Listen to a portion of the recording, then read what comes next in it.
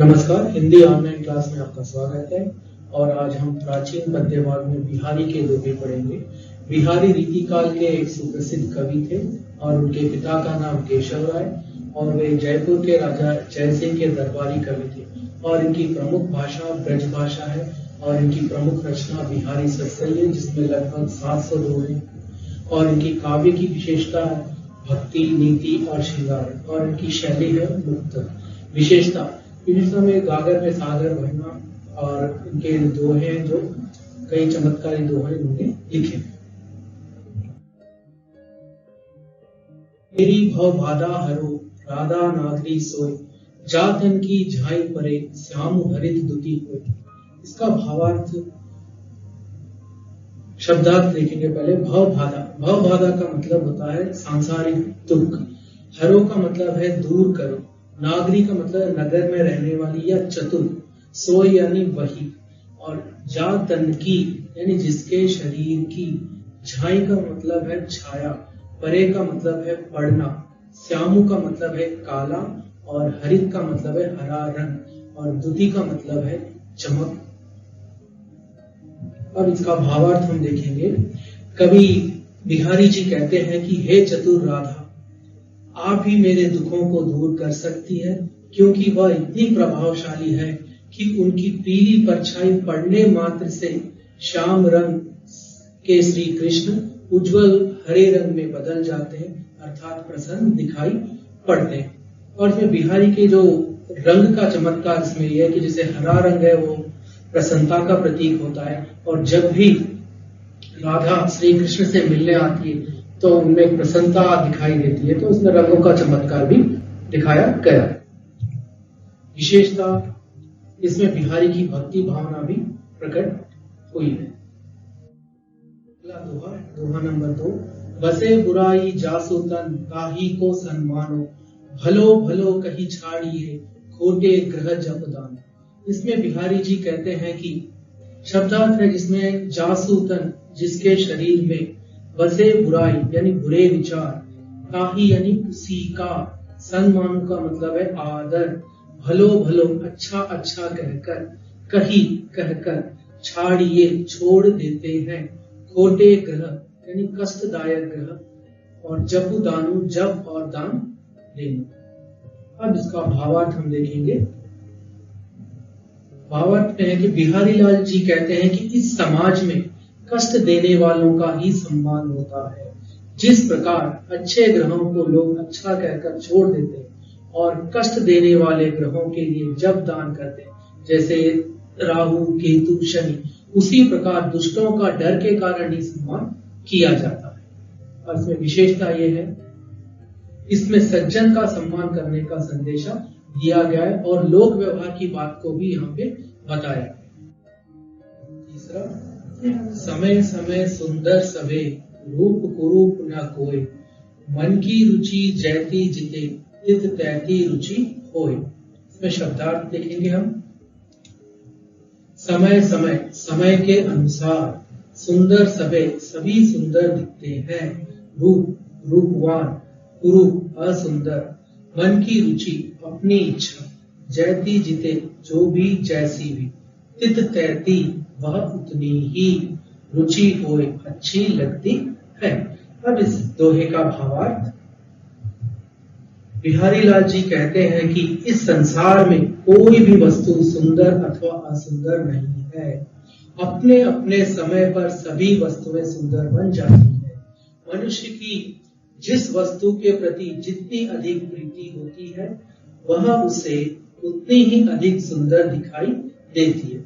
जिस प्रकार इल्ली, जब तितली का जन्म होता है तो इल्ली के रूप में होता है, वो उतनी सुंदर नहीं दिखाई देती, लेकिन जैसे ही वो तितली में बदल जाती है इल्ली, तो हमें बहुत सुंदर दिखाई देती है। उसी प्रकार विद्यालय की घंटी, जब सुबह हम आते हैं तो हमें इतनी सुंदर नहीं दिखती, लेकिन जब विद्यालय समाप्त होने की घंटी बजती तो वो हमें उतनी सुंदर दिखाई देती है। इसमें जब मन की रुचि जिस वस्तु के प्रति होगी, वही वस्तु हमें सुंदर और असुंदर दिखाई देती है। और इसकी विशेषता, सुंदरता हमारे दृष्टिकोण पर आधारित होती है। अब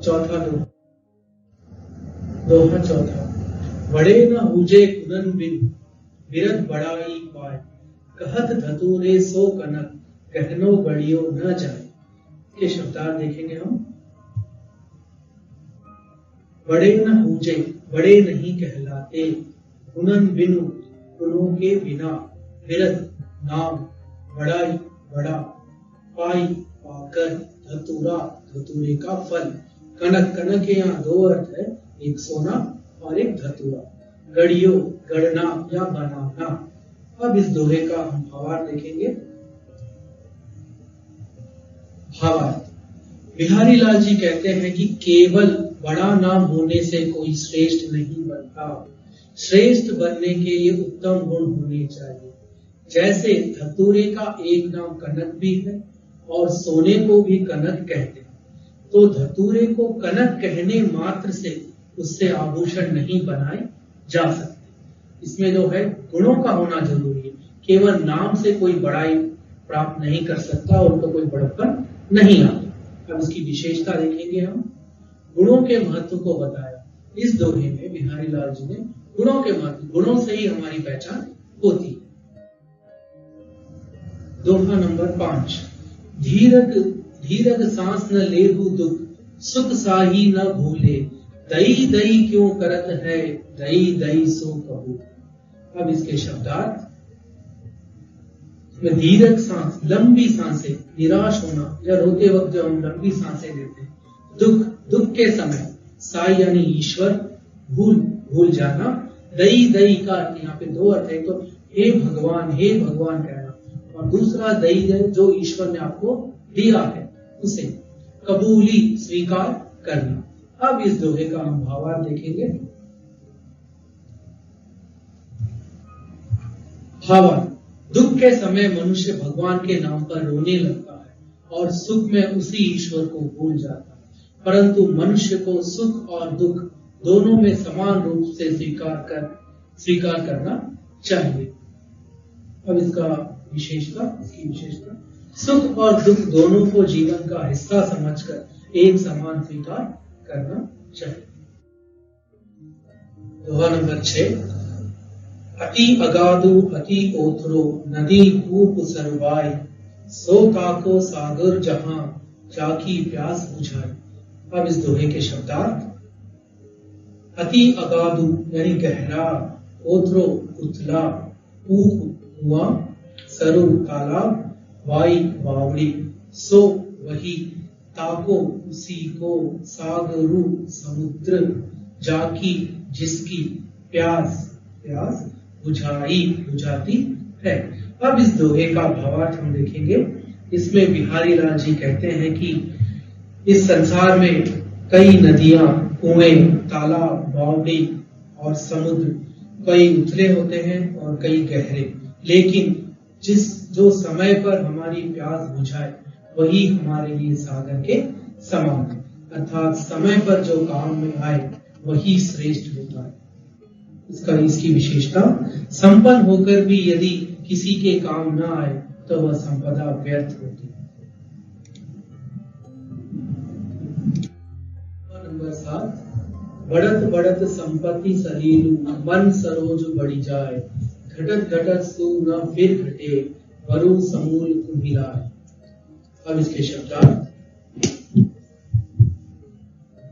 बढ़त बढ़त बढ़ने से, बढ़ते बढ़ते, संपत्ति धन, सलील का अर्थ है पानी, मन सरोज मन रूपी कमल, बड़ी जाए बड़ी होती है, घटत घटत यानी घटते घटते, ना फिर घाटे फिर नहीं घटता है, वरु भले ही, समूल मूल के साथ, कुम्हिलाए सूख जाती है। अब इस दोहे का भावार्थ, बिहारी लाल जी कहते हैं कि जब तालाब में पानी बढ़ता है तब कमल की बेल भी बढ़ जाती है, और जब पानी घटता है तब बेल सूख जाती है। आप इसको चित्र में भी देख सकते हैं कि बाजू में कमल और पानी का जो चित्र दिखाया गया है। उसी तरह जब हमारी संपत्ति बढ़ती है तब हमारी आकांक्षाएं बढ़ जाती है, और संपत्ति कम होने पर भी हमारी आकांक्षाएं वैसी ही रह जाती है। जिसके कारण हमारा जीवन दुख में हो जाता है। अब इसकी विशेषता, इस दोहे में लोक व्यवहार की बात को समझाया गया है। दोहा नंबर 8, या अनुरागी चित्त की गति समझे नहीं कोई, ज्यों ज्यों बोड़े श्याम रंग त्यों त्यों उज्जवल हो। अब इस दोहे के शब्दार्थ, या अनुरागी, या इस अनुराग यानी ईश्वर प्रेम से भरे, चित्त का अर्थ है मन, गति स्थिति, ज्यों ज्यों जिस प्रकार, त्यों त्यों उसी के अनुसार, उज्जवल, उज्जवलू का अर्थ है उज्जवल। अब इस दोहे का भावार्थ, बिहारी लाल जी कहते हैं कि कृष्ण के प्रेम में डूबे हुए मन की स्थिति निराली होती है। ईश्वर के प्रेम में यह जितना डूबता है, हम उतने ही उज्जवल स्थिति को प्राप्त करते हैं। और इसमें बिहारी जी ने रंगों का चमत्कार ये दिखाया कि जिस प्रकार हम श्याम रंग में डूबते हैं, जब जो भी वस्तु श्याम रंग में डूबती है वो काली हो जाती है, लेकिन इसमें रंग का चमत्कार या बिहारी लाल का चमत्कार यह है कि काले रंग में डूबने पर भी हमारे मन उज्जवल या प्रकाशमान होता है। इसका सीधा अर्थ ये भी कह सकते हैं कि मन उतना आनंदित या उत्साहित होता है। और इस दोहे की विशेषता यह है कि ईश्वर के प्रेम में डूबे हुए मन की स्थिति का वर्णन किया गया। नीचे दिए गए प्रश्नों के उत्तर 3-4 वाक्यों में लिखिए। ये 3 अंक के प्रश्न है। तो पहला प्रश्न, बिहारी के अनुसार दुख में हमें किस तरह रहना चाहिए?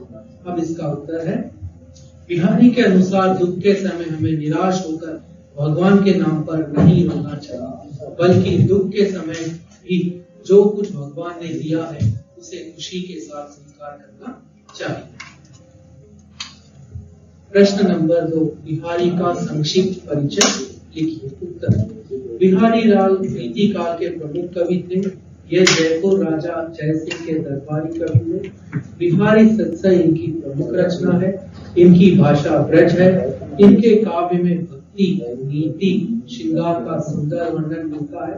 अद्भुत समाज शक्ति, गागर में सागर भरना इनकी विशेषता है।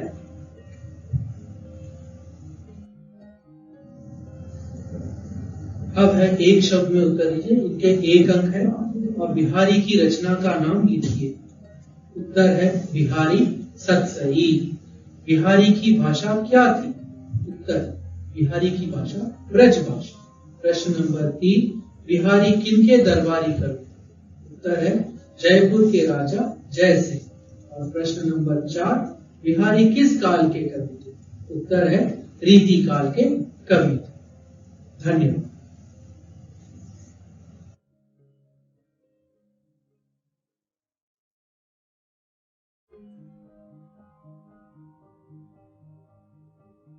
नमस्कार, हिंदी ऑनलाइन क्लास में आप सबका स्वागत है।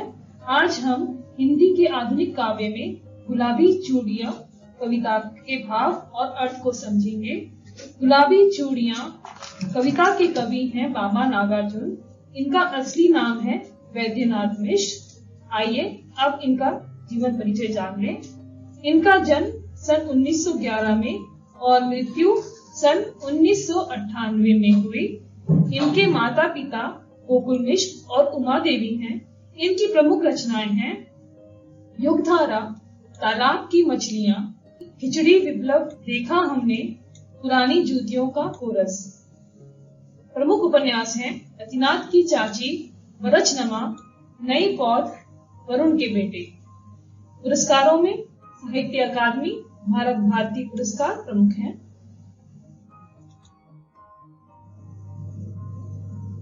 कविता का पहला पद्यांश है, प्राइवेट बस का ड्राइवर है तो क्या हुआ, 7 साल की बच्ची का पिता तो है, सामने गियर से ऊपर हुक से लटका रखी हैं, कांच की 4 चूड़ियां गुलाबी, बस की रफ्तार के मुताबिक हिलती रहती हैं, झुककर मैंने पूछ लिया, खा गया मानो झटका।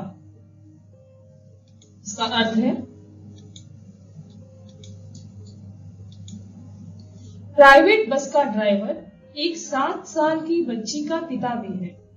उसके बस में गियर से ऊपर हुक से 4 गुलाबी रंग की चूड़ियां लटका रखी हैं।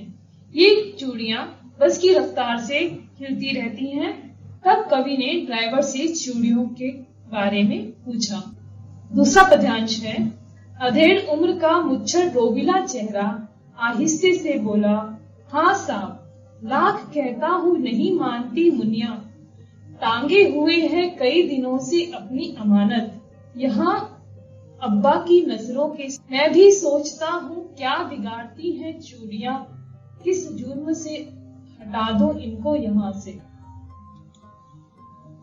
इसका अर्थ है, कवि के प्रश्न से चौंक कर ड्राइवर ने उत्तर दिया, ये चूड़ियां मेरी बेटी की हैं। वह अधेड़ उम्र का था, उसके चेहरे पर लंबी मूछें थीं और वह रोबदार था। मुस्कुराते हुए उसने कहा, मैं लाख बार इन्हें निकालने को कहता हूँ पर वह मानती ही नहीं। वह अपनी अमानत को मेरी आंखों के सामने रखना चाहती है। इन चूड़ियों को यहाँ से हटाने का कोई कारण भी तो नहीं है, इसलिए इन्हें ऐसे ही छोड़ दिया है। तीसरा पद्यांश। और ड्राइवर ने एक नजर मुझे देखा और मैंने एक नजर उसे देखा। छलक रहा था दूधिया वात्सल्य, बड़ी बड़ी आंखों में तरलता हावी थी सीधे साधे प्रश्न पर। और अब ये निगाह फिर से हो गई सड़क की ओर और मैंने झुककर कहा, हाँ भाई, मैं भी तो पिता हूँ। वो तो बस यूं ही पूछ लिया आपसे, वरना किसी नहीं भाएंगी नन्ही कलाइयों की गुलाबी चूड़ियां। इसका अर्थ है, ड्राइवर बात करते करते जज्बाती हो गया। उसकी आंखें छलकने लगी। उन आंखों में अपनी बेटी के लिए प्यार छलक रहा था। इन सीधे साधे प्रश्नों से उसका पितृ हृदय वात्सल्य से भर आया। फिर वह सड़क की ओर देखने लगा। लेखक उसकी मनस्थिति को समझ गए। सांत्वना भरे शब्दों में कहा, हाँ भाई, मैं भी तो पिता हूँ। मैंने यूं ही पूछ लिया था, किसे नहीं भाती हैं नन्ही कलाइयों की चूड़ियां।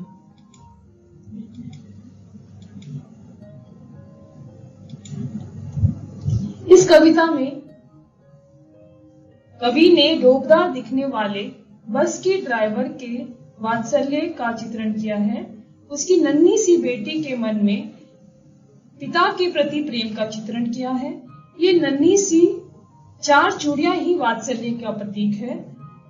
दूधिया वात्सल्य, बड़ी बड़ी आंखों में तरलता हावी होना, निगाहें फेर लेना आदि वाक्यों में नागार्जुन ने इस कविता को वात्सल्य रस से भर दिया है।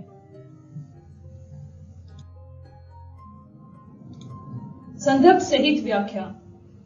पहला पद्यांश है। प्राइवेट बस का ड्राइवर है तो क्या हुआ, 7 साल की बच्ची का पिता तो है। सामने गियर से ऊपर हुक से लटका रखी हैं कांच की 4 चूड़ियां गुलाबी। व्याख्या। संदर्भ कवि परिचय। ये पंक्तियां गुलाबी चूड़ियां नामक कविता से ली गई हैं। इसे बाबा नागार्जुन ने लिखा है। व्याख्या। प्राइवेट बस का ड्राइवर अपने घर से दूर काम पर जाता है। उसकी 7 साल की बच्ची अपनी गुलाबी चूड़ियों को हुक से लटका रखती है। इन चूड़ियों को देखकर पिता को बेटी की याद आती है।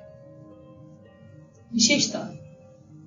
इन पंक्तियों में अपनी बेटी के प्रति पिता के वात्सल्य का वर्णन किया गया है। हाँ भाई, मैं भी पिता हूँ। वो तो बस यूं ही पूछ लिया आपसे, वरना किसे नहीं भाएंगी नन्ही कलाइयों की गुलाबी चूड़ियां। संदर्भ। ये पंक्तियां गुलाबी चूड़ियां नामक कविता से ली गई है। इसे बाबा नागार्जुन ने लिखा है। व्याख्या। प्राइवेट बस का ड्राइवर अपने घर से दूर काम पर जाता है। उसकी 7 साल की बच्ची अपनी गुलाबी चूड़ियों को हुक से लटका रखती है। कवि नागार्जुन इन चूड़ियों के विषय में ड्राइवर से पूछते हैं। बेटी को याद करके ड्राइवर की आंखें छलक जाती हैं। तब कवि उसके वात्सल्य को देखकर उसकी पीड़ा को समझ लेते हैं। विशेषता, इन पंक्तियों में अपनी बेटी के प्रति पिता के वात्सल्य का वर्णन किया गया है। सारांश। गुलाबी चूड़ियां कविता का सारांश 6 से 7 वाक्यों में लिखिए। पहला, कवि परिचय। गुलाबी चूड़ियां नामक कविता को बाबा नागार्जुन ने लिखा है। बाबा नागार्जुन का असली नाम वैद्यनाथ मिश्र था। नागार्जुन हिंदी के श्रेष्ठ कवि माने जाते हैं। युगधारा, तालाब की मछलियां, खिचड़ी, विप्लव देखा हमने, रतिनाथ की चाची, बलचनमा, नई पौध आदि उनकी रचनाएं हैं। सारांश। प्राइवेट बस का ड्राइवर अपने घर से दूर निरंतर सफर करते रहता है। उसकी 7 साल की बच्ची अपनी गुलाबी चूड़ियों को गाड़ी में हुक से लटका रखती है। कवि नागार्जुन इन चूड़ियों के विषय में ड्राइवर से पूछते हैं। तब बेटी को याद करके ड्राइवर की आंखें छलक जाती हैं। वह कवि से कहता है कि मना करने पर भी वह नहीं मानती और वह अपनी अमानत यहाँ रखती है। चूड़ियां ही तो हैं, उन्हें हटाने का कोई कारण भी नहीं है। तब कवि उसके वात्सल्य को देखकर उसकी पीड़ा को समझ लेते हैं। विशेषता, इन पंक्तियों में अपनी बेटी के प्रति पिता के वात्सल्य का वर्णन किया गया है। नीचे दिए गए प्रश्नों के उत्तर 3-4 वाक्यों में लिखिए। प्रश्न 1, गुलाबी चूड़ियां कविता में निहित मूल भावना का वर्णन कीजिए। उत्तर है, गुलाबी चूड़ियां नामक कविता में कवि नागार्जुन ने बाहर से रोविला और गंभीर दिखने वाले ड्राइवर के वात्सल्य को दर्शाया है। घर से दूर निरंतर सफर करते हुए कठोर परिश्रम करने वाला पिता अपनी पुत्री के लिए कितना तड़पता है, इस बात का सुंदर चित्रण किया गया है। प्रश्न 2, नागार्जुन का संक्षिप्त परिचय लिखिए। बाबा नागार्जुन का असली नाम वैद्यनाथ मिश्र था। नागार्जुन हिंदी के श्रेष्ठ कवि माने जाते हैं। युगधारा, तालाब की मछलियां, खिचड़ी, विप्लव देखा हमने, रतिनाथ की चाची, बलचनमा, नई पौध आदि इनकी रचनाएं हैं। एक शब्द में उत्तर दीजिए। गुलाबी चूड़ियां कविता के कवि कौन हैं? उत्तर है बाबा नागार्जुन। दूसरा प्रश्न, नागार्जुन का असली नाम क्या है? वैद्यनाथ मिश्र। तीसरा, गुलाबी चूड़ियां कविता में कौन सा रस है? उत्तर है वात्सल्य रस। चौथा, पिता बेटी के लिए कौन सा उपहार लाया है? उत्तर है गुलाबी चूड़ियां। इस प्रकार गुलाबी चूड़ियां कविता हमारे समाज के लिए एक आदर्श प्रस्तुत करती है। जिस समाज में कन्या को एक अभिशाप माना जाता है, पिता का बेटी के प्रति वात्सल्य और प्रेम हमारे भीतर अति सुंदर संवेदनाओं को जन्म देता है और एक अच्छी प्रेरणा हमें मिलती है। इस प्रकार ये एक सुंदर कविता है।